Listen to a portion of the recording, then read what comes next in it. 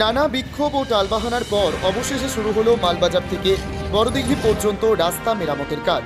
সোমবার সকালে তেশিমলার ২ নম্বর ঘুমটি এলাকায় রাস্তা খোঁড়াখুড়ি শুরু করে ঠিকাদারি সংস্থা। প্রাথমিকভাবে একটি জেসিবি কাজ করছে সেখানে। এদিন সেখানে উপস্থিত ছিলেন মাল পঞ্চায়েত সমিতির সদস্য আরমান আরশাদ, তেশিমলা গ্রাম পঞ্চায়েতের প্রধান জয়ন্তী বর্মন, তৃণমূল কংগ্রেসের ব্লক সভাপতি জিতনি মাহালি সহ অন্যান্যরা।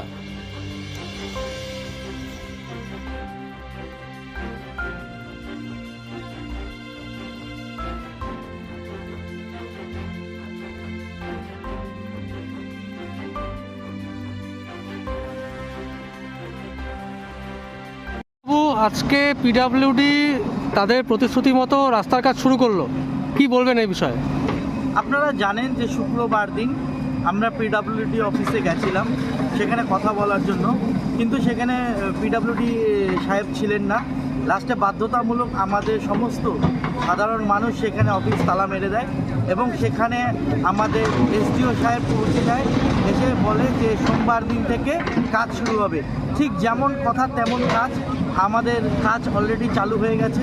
আমরা ধন্যবাদ জানাই আমাদের মন্ত্রী বুলুচিক বারাইক মহাশয়কে, আমরা ধন্যবাদ জানাই সমস্ত প্রশাসনিক আধিকারিককে যাদের প্রচেষ্টায় এই কাজ শুরু হয়ে গেছে। আর আমরা তেশিমলাবাসী যেভাবে চেয়েছিলাম যে পুরনো পিচটা তুলে নতুন করে কাজটা যেন হয়, WMM বিছিয়ে, ঠিক সেইভাবে কাজ হচ্ছে। এটা আমরা প্রত্যেক তেশিমলাবাসী সত্যি খুব আনন্দিত, গর্বিত। ধন্যবাদ জ্ঞাপন করি মানবিক মুখ্যমন্ত্রী মমতা বন্দ্যোপাধ্যায়কে, যার জন্য আজকে আমরা এত বড় একটা কাজ পেয়েছি, রাস্তার কাজ পেয়েছি। এটাতে আমরা তেশিমলাবাসী খুব খুশি। পিডব্লিউডির সময়সীমা কি দিয়েছে কাজে? পিডব্লিউডি সময়সীমা তো 6 মাস ছিল শিডিউলের হিসাবে, তো আমরা আশা করি 6 মাসের মধ্যেই কাজ কমপ্লিট হবে।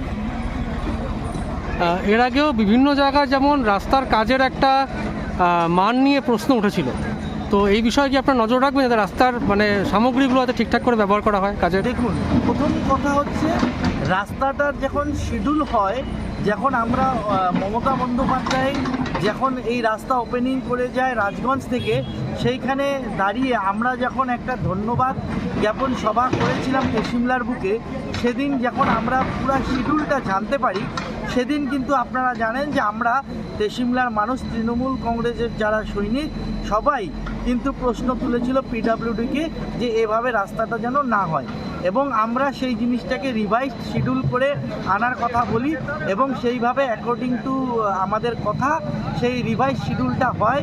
আর আমরা অবশ্যই কাজ বুঝে নেব, কারণ আমরা চাই যেমনভাবে শিডিউল, শুধু শিডিউল না, এই রাস্তা আমাদের হচ্ছে লাইফলাইন।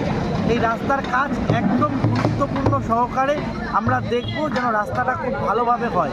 কিন্তু একই সাথে এটাও বলবো যে কেউ শুধু কোনো বিনা কারণে কাউকে যদি এজেন্সি হোক বা পিডব্লিউডি কাউকে রাস্তায় ঘাটায় চমকানো ধমকানো, এটা আমরা বরদাস্ত করব না।